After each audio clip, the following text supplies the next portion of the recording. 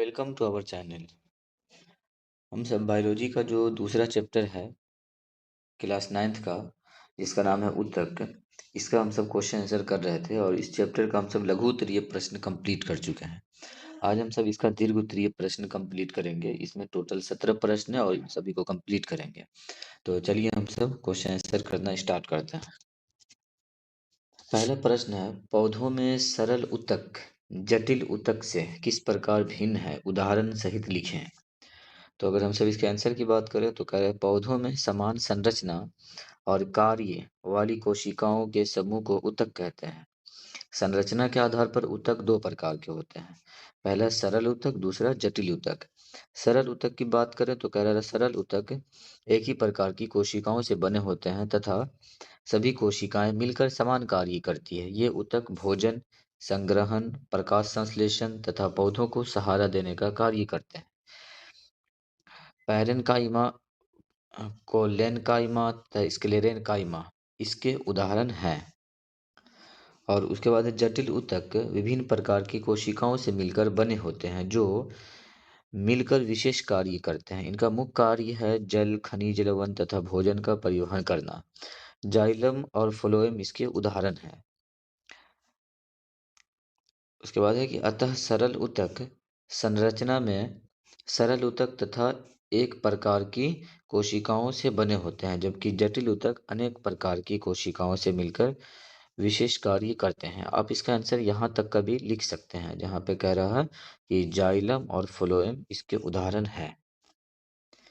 उसके बाद है क्वेश्चन नंबर 2 कि स्थिति के आधार पर विभज्योतक ऊतक के विभिन्न प्रकारों का वर्णन करें। आंसर है इसका, विभज्योतक ऊतक वे ऊतक हैं जिनकी कोशिकाएं निरंतर विभाजित होकर पौधों की वृद्धि कराती है। स्थिति के आधार पर ये तीन प्रकार के होते हैं। पहला शीर्षस्थ विभज्योतक जड़ एवं तने के शीर्ष पर पाया जाता है और पौधे की लंबाई बढ़ाता है। मतलब ये जो ऊतक है शीर्षस्थ विभज्योतक ऊतक, ये जो है ये जड़ एवं तने के शीर्ष पर पाया जाता है और पौधे की लंबाई बढ़ाता है।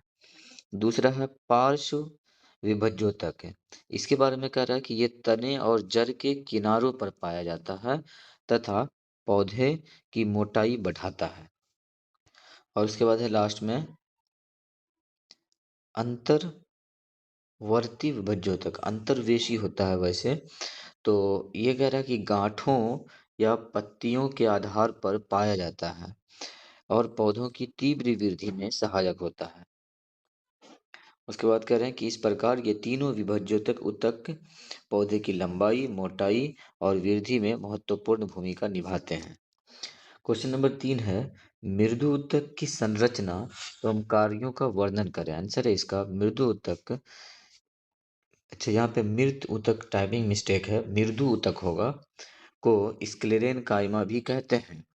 इस ऊतक की कोशिकाएं मृत होती हैं तथा इनकी कोशिका भित्ति बहुत मोटी, कठोर एवं लिग्निन युक्त होती है।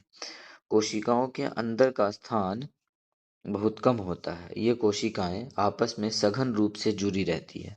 यह ऊतक पौधों के तने, बीज, फल के छिलके तथा नारियल के रेशों में पाया जाता है। इसके मुख्य कार्य पौधों को मजबूती, कठोरता और सहारा देना तथा बाहरी आघातों से सुरक्षा प्रदान करना है।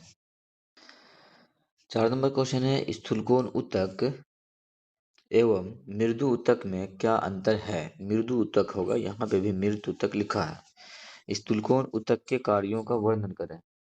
आंसर है स्थूलकोण ऊतक को कोलेनकाइमा तथा मृदु ऊतक को स्क्लेरेनकाइमा कहते हैं। कोलेनकाइमा की कोशिकाएं जीवित होती हैं जबकि स्क्लेरेनकाइमा की कोशिकाएं मृत होती है। कोलेनकाइमा की कोशिका भित्ति कोनों पर मोटी होती है जबकि स्क्लेरेनकाइमा की भित्ति सर्वत्र मोटी होती है। कोलेनकाइमा लचीलापन प्रदान करता है जबकि स्क्लेरेनकाइमा कठोरता देता है। कोलेनकाइमा के कार्य हैं पौधों के कोमल भागों को सहारा देना, लचीलापन प्रदान करना तथा टूटने से बचाना। 5 नंबर क्वेश्चन है, कोशिका भित्ति के आधार पर पैरेनकाइमा, कोलेनकाइमा एवं स्क्लेरल काइमा के बीच अंतर स्पष्ट करें। तो आंसर इसका पैरेन काइमा की कोशिकाओं की भित्ति पतली तथा कोशिकाएं जीवित होती है और इनके बीच रिक्त स्थान पाए जाते हैं। ये भोजन संग्रहण तथा प्रकाश संश्लेषण का कार्य करती है। कोलेन काइमा की कोशिकाएं जीवित होती हैं तथा उनकी भित्ति कोनों पर मोटी होती है, जिससे पौधों को लचीलापन प्राप्त होता है। उसके बाद स्क्लेरेन काइमा की कोशिकाएं मृत होती है और उनकी भित्ति अत्यधिक मोटी तथा लिग्निन युक्त होती है, जिससे पौधों को कठोरता एवं मजबूती मिलती है। 6 नंबर क्वेश्चन है, पत्तियों के एपिडर्मिस पर पाए जाने वाले रंध्र की संरचना तथा कार्य का वर्णन करें। आंसर है कि रंध्र पत्तियों की बाह्य त्वचा अर्थात एपिडर्मिस पर पाए जाने वाले सूक्ष्म छिद्र होते हैं। प्रत्येक रंध्र को दो रक्षक कोशिकाओं से घिरा रहता है। प्रत्येक रंध्र जो है वो दो रक्षक कोशिकाओं से घिरा रहता है।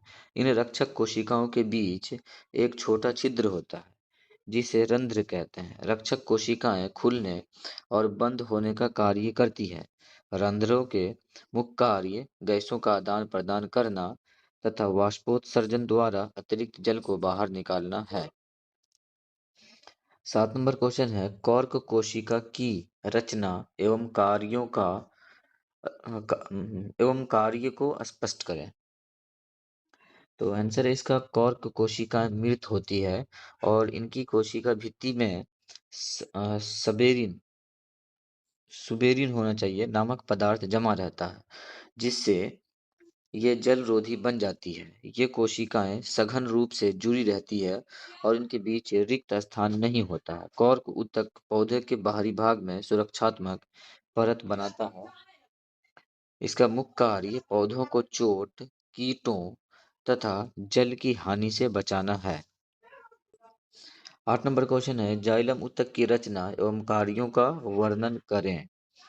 आंसर है इसका जाइलम एक जटिल अस्थायी ऊतक है जो जल एवं खनिज लवणों का परिवहन करता है।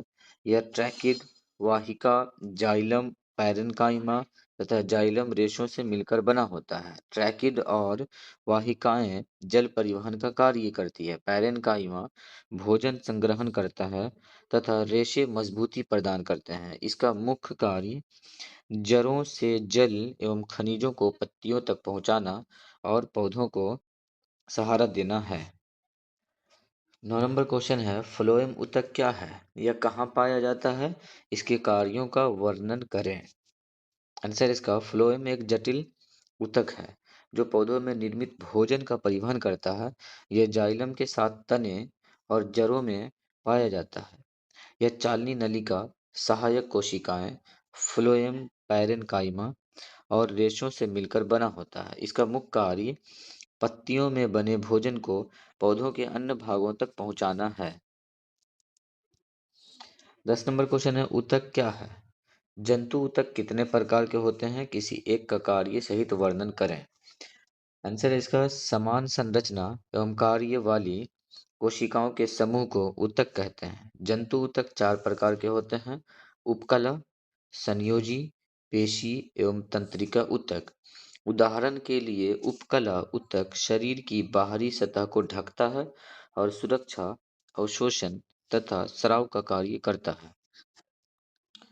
11 नंबर क्वेश्चन है, एपिथीलियम ऊतक कहाँ पाया जाता है, इसकी कोशिकाओं और कार्यों का वर्णन करें। आंसर है एपिथेलियम ऊतक त्वचा, मुंह, नाक, आंत तथा विभिन्न अंगों की सतह पर पाया जाता है। इसकी कोशिकाएं सघन रूप से जुड़ी होती है और इनके बीच रिक्त स्थान नहीं होता है। यह ऊतक शरीर की रक्षा करता है, पदार्थों का अवशोषण करता है तथा ग्रंथियों में स्राव का कार्य करता है।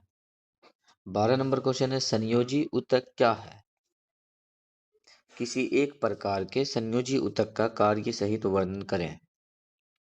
आंसर है इसका जो ऊतक शरीर के विभिन्न अंगों को जोड़ता है तथा सहारा देता है उसे संयोजी ऊतक कहते हैं।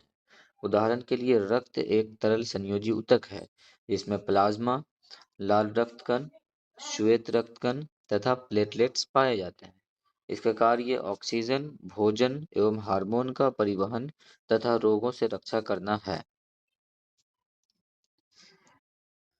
13 नंबर क्वेश्चन है कि रक्त या अस्थि, अस्थि नहीं होगा, ये गलत है। यहाँ पे क्वेश्चन में आप देख सकते हैं रक्त या रुधिर है, तो होगा रक्त या रुधिर की संरचना का वर्णन करें। आंसर है रक्त एक तरल संयोजी ऊतक है जिसमें प्लाज्मा, लाल रक्तकण, श्वेत रक्तकण, प्लेटलेट्स पाए जाते हैं। प्लाज्मा द्रव भाग है जो पोषक पदार्थों का परिवहन करता है। लाल रक्तकण ऑक्सीजन ले जाते हैं, श्वेत रक्तकण रोगों से रक्षा करते हैं तथा प्लेटलेट्स रक्त का थक्का बनाने में सहायक होते हैं। 14 नंबर क्वेश्चन है पेशी ऊतक क्या है? अरेखित तथा रेखित पेशी ऊतकों की रचना एवं कार्यों का वर्णन करें। आंसर है जो ऊतक शरीर की गति में सहायक होता है उसे पेशी ऊतक कहते हैं। रेखित पेशी लंबी, बेलनाकार तथा धारीदार होती है और यह हमारी इच्छा से कार्य करती है, जैसे हाथ पैर की मांसपेशियां। अरेखित पेशी धारी रहित तथा अनैच्छिक होती है। यह आंत, पेट आदि में पाई जाती है। इनका कार्य शरीर के विभिन्न अंगों की गति कराना है। 15 नंबर क्वेश्चन है रक्त एवं लसिका के कार्यों का वर्णन करें। आंसर है कि इस रक्त शरीर में ऑक्सीजन, भोजन एवं हार्मोन का परिवहन करता है तथा रोगों से रक्षा करता है। लसिका हल्का पीला द्रव है जो वसा के परिवहन में सहायता करता है तथा शरीर की रोग प्रतिरोधक क्षमता बढ़ाता है। 16 नंबर क्वेश्चन है तंत्रिका ऊतक की इकाई क्या है? इसका स्वच्छ एवं नामांकित चित्र बनाएं। वर्णन की आवश्यकता नहीं है। ये क्वेश्चन में और लिखा हुआ है थोड़ा सा कि वर्णन की आवश्यकता नहीं है, चित्र बनाना है। और तंत्रिका ऊतक क्या है इसका आंसर बताना है। तो इसका आंसर की बात करें तो कह रहा है कि तंत्रिका ऊतक की इकाई न्यूरॉन है। यह संदेशों को एक स्थान से दूसरे स्थान तक पहुंचाता है। इसके जो मुख्य भाग हैं उसमें नाम आता है डेंड्राइट्स, कोशिका, शरीर एवं एक्सॉन होते हैं। चित्र आप इसका स्क्रीन पर देख सकते हैं। 17 नंबर क्वेश्चन और दीर्घवृत्तीय का ये लास्ट क्वेश्चन है। न्यूरॉन या तंत्रिका कोशिका की संरचना का चित्र सहित वर्णन करें। चित्र सहित यहाँ भी वर्णन करना है। तो आंसर है इसका कि न्यूरॉन तंत्रिका ऊतक की मूल इकाई है। इसमें कोशिका, शरीर, डेंड्राइट्स तथा एक्सॉन पाए जाते हैं। डेंड्राइट्स संदेश ग्रहण करते हैं, कोशिका शरीर उन्हें नियंत्रित करता है तथा एक्सॉन संदेश को आगे पहुंचाता है। इसका मुख्य कार्य शरीर में संदेशों का संचार करना है। परीक्षा में इसका नामांकन चित्र अवश्य बनाना चाहिए, ये बात यहाँ पे कह रहा है। अब इसका चित्र, यहाँ पे चित्र की भी बात हो रही थी क्वेश्चन में, चित्र सहित वर्णन करें, तो चित्र आप देख सकते हैं।